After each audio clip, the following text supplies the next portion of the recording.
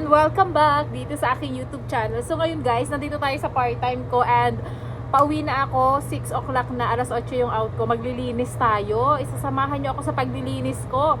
Ganito yung ginagawa ko sa part-time. Pag mga alas 6 na, magsisimula na akong konti-konting maglinis. Kasi nga, syempre, kailangan alas 8 tapos na tayo. And nga pala, minsan kasi habang naglilinis ako, may customer, kaya ayun. Pero ngayon, nalinis ko na yung grill, binuksan ko na lang ulit siya ng mahina para kung sakaling may customer,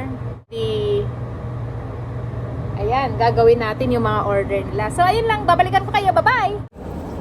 So ayan, nagsisimula na tayo maglinis ngayon. Meron nga pala kaming hupang-hugas dito.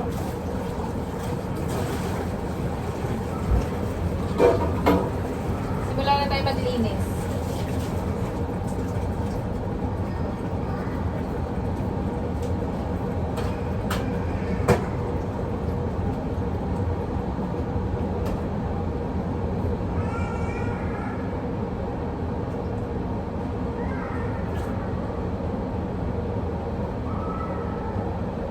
Ito ng mantika para malinis. Ayan. Diba? Okay na siya. Ito. Yung mga kape, kailangan din nating banlawan.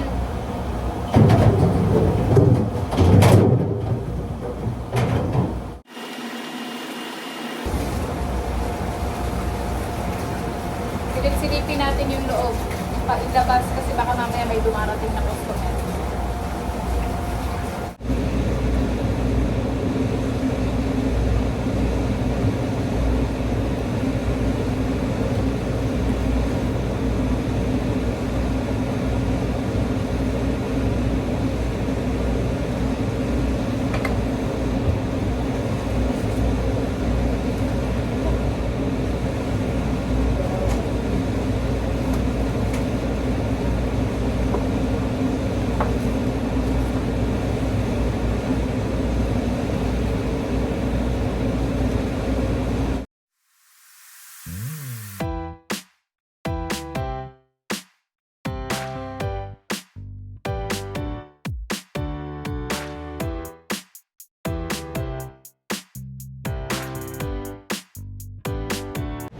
Ayan, tapos na tayong mag-map dito sa loob.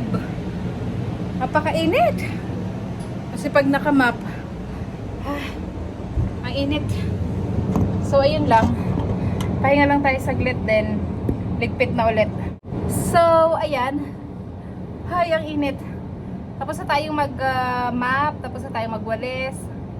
Mamaya, magra-wrap na lang tayo ng mga ilalagay sa cooler. Ng mga product na mga natira. Ganun. So, ayun lang. Maichika ko lang sa inyo ang aking ginagawa ulit sa part-time.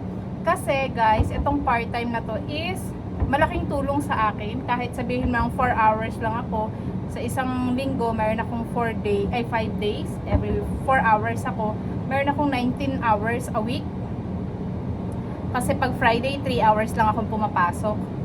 So, okay na din. 10 guys, isa pa, kaya maganda na rin ngayong mag-part-time, pasensya na kayo sa kaserola na nakikita nyo dito, ay nagtaas na ang minimum wage dito sa Saskatchewan, starting at October 2. Ayan. Starting ng October 1 pala, sorry, October 2.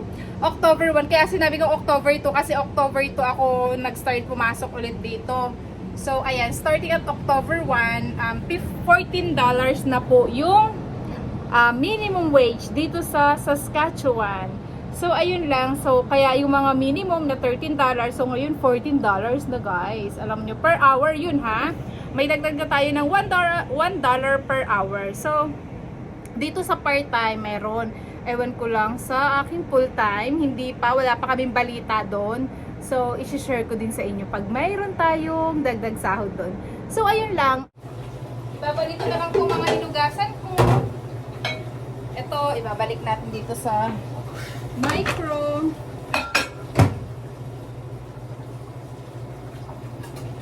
Mga equipments, balik natin.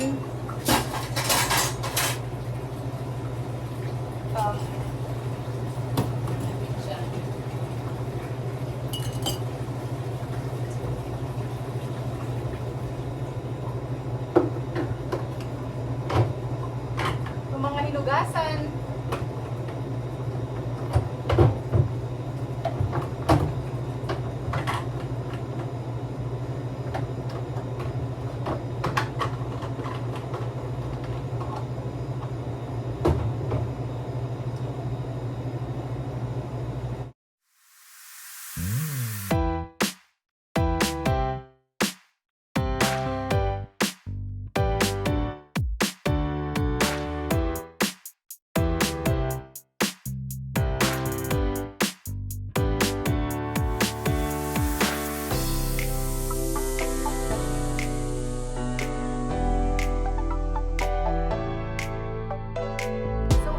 Ipapakita ko sa inyo kung paano namin gawin yung yung burger namin. And ngayon, hindi talaga ito gumagamit dito ng gloves.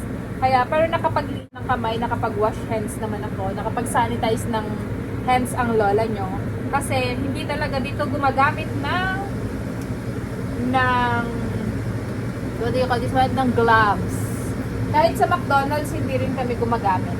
So, ayun lang. Gagawa tayo ng hamburger and cheeseburger. Yung cheeseburger, only cheese, lettuce, and ketchup. Tapos yung hamburger, loaded up.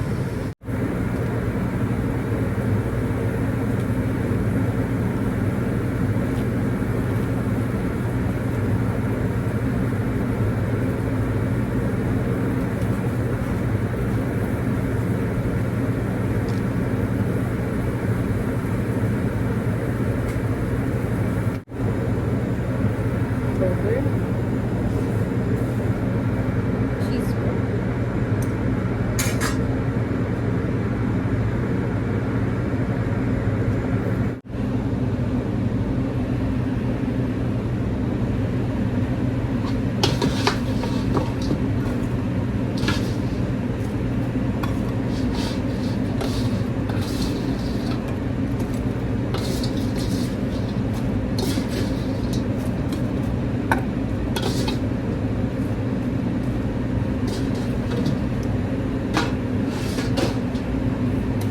Ready to serve! So, ayan, at tapos na nga tayo sa ating video. So, thank you so much sa lahat ng mga nanonood ng vlogs ko. And pasensya na kayo kasi medyo hindi na tayo madalas mag-video ngayon. Kasi wala na ako ma-content. Yung totoo, wala na talaga ako ma-content. Kung may mga itatanong kayo sa akin, sa Facebook ko naman kayo nagtatanong. Syempre, para syempre masagot ko rin ng bongga yung mga tinatanong nyo. So, ayan, thank you so much sa lahat ng mga nanonood ng aking vlog. And, ma-share ko nga lang sa inyo na, ayan, nagtaas na nga pala ng sahod dito sa Saskatchewan. Nagtaas na din kami dito sa aking part-time. At syempre, sa aking full-time, meron na din. Meron na ding, increase salary. So, ayun lang. Thank you and, bongga, kasi syempre kahit papaano malaking tulong din yung dollar per hour. Imagine nyo yun sa isang cut-off pag mayroon kayong 4 hours or 35 hours, so magkano din yun, no?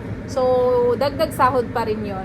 So ayun lang, ganun lang naman talaga dito, pa konti-konti ng minsan nga daw dati sabi nila cents, 25 cents lang yung dagdag, pero ngayon ewan ko kung bakit malaki. Sabi nila ngayon lang daw ulit nag-dollar ang increase dito sa Saskatchewan. Dito sa Saskatchewan na, buong Saskatchewan, hindi lang dito sa company or sa pinapasukan namin. Buong Saskatchewan, nag-increase na ng minimum wage, $14 na po, starting October 1, 2023. So, ayun lang guys. Maraming salamat. And, ayun. Kaya, pag dito kayo nagtrabaho at in-offeran kayo ng, ng mga employer nyo. Kasi yung ibang employer, hindi naman minimum ang in-offer nila. Katulad kay Melvin nung una, hindi naman minimum ang in-offer sa kanya. So, above minimum kapag kunyari applicant kayo papunta dito. Pero sa katulad ko na open work permit, dito na ako nag-apply, minimum lang talaga ako nagsimula dun sa part-time ko. Dito sa part-time talagang minimum $13 lang ako. Ngayon lang ako nagmadagdagan ng dollar kasi nga nagdagdag ng minimum. Pero sa McDonald's, as in minimum lang din ako nag-start doon. Tapos ayun, nadagdagan lang din. Tapos ngayon nga, naging 14 kasi nga mayroon ng increase. So, ayun lang. Thank you so much. Na-share ko lang sa inyo, sa mga gusto mag-apply papunta dito. And sa ibang province, iba yung minimum wage nila, mas malaki. Etong Saskatchewan, yung pinaka-maliit or pinaka-mababa ang minimum wage. So, ayun lang. Thank you so much. Bye!